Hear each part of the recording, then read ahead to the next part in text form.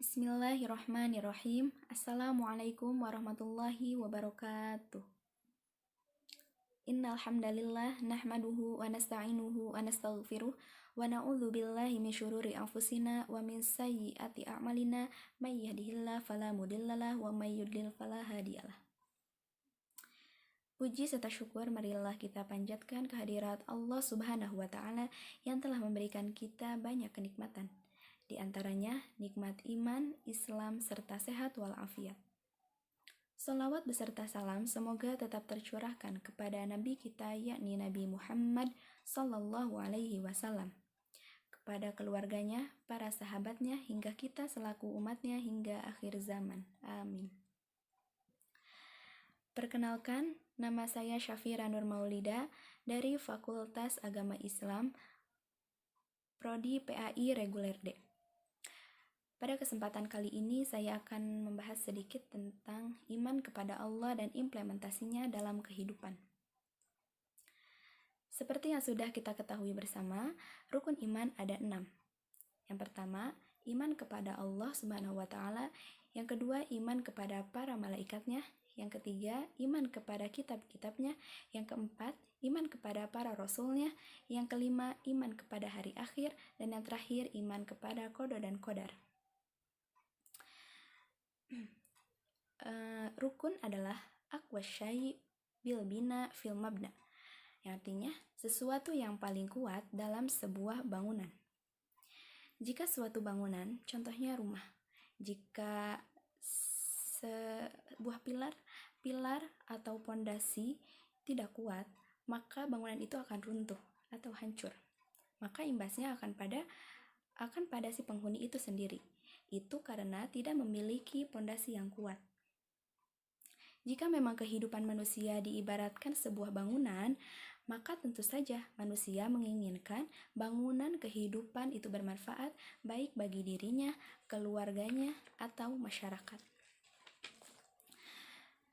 Agar bermanfaat, bangunan kehidupan manusia harus dibangun atas asas-asas yang kuat, tiang-tiang yang kuat, dan pilar-pilar yang kuat ialah rukun iman.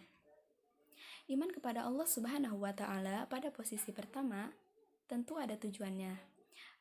Sebagaimana dalam hadis arba'in, fa'akhbirni anil iman, qala antu'minu billahi wa malaikatihi wa kutubihi wa rusulihi wal yaumil akhir wa tu'minu bil qadari khairihi wa syarrih.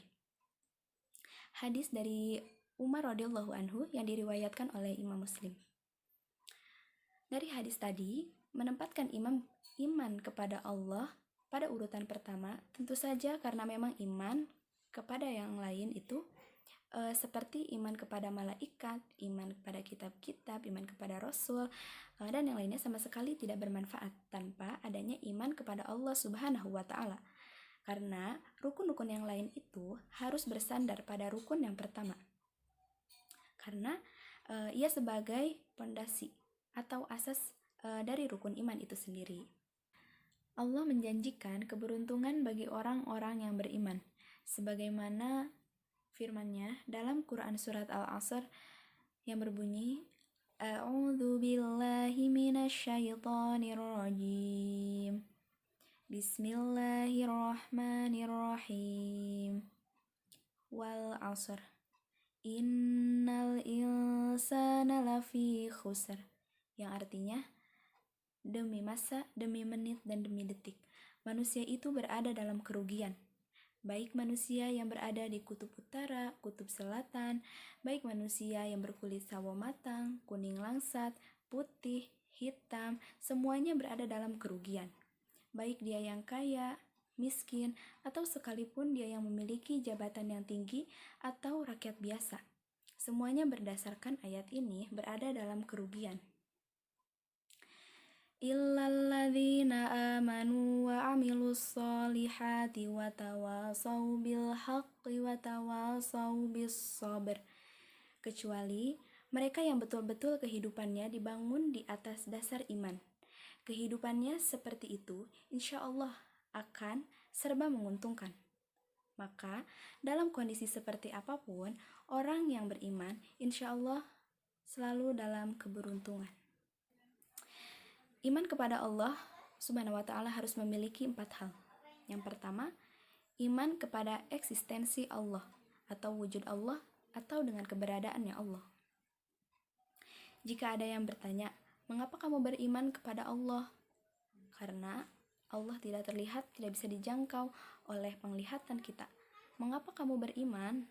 Maka kita menjawab bahwa tidak semua yang tidak dapat dilihat itu berarti dia tidak ada. Tidak semua yang tidak bisa dijangkau oleh penglihatan berarti benar-benar tidak ada. Contohnya, dalam kehidupan sehari-hari itu angin. Ketika kita dalam keadaan kepanasan, mungkin kita bisa mengambil kertas untuk kita kipaskan. Nah, ketika digerakkan, maka akan keluar angin. Nah, angin itu kan tidak terlihat.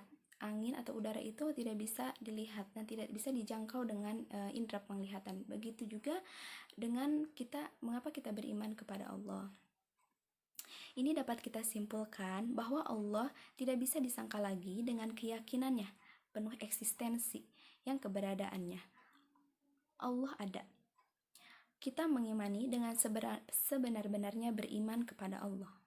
Yang kedua, mengimani Allah sebagai Rabbul Alamin, Allah sebagai pencipta yang telah menciptakan manusia dan makhluk yang lain, sehingga kita tercipta dan tidak ada lelah-lelahnya Allah menciptakan kita. Dan Allah pun telah menyediakan rizki yang dibutuhkan oleh semua makhluknya agar dapat menjalani hidup yang dengan baik. Dan dialah Allah yang memiliki lillahi ma fis samawati wa ma fil ard. Allah yang memiliki apa yang telah diciptakannya. Contohnya, orang yang meninggal dunia.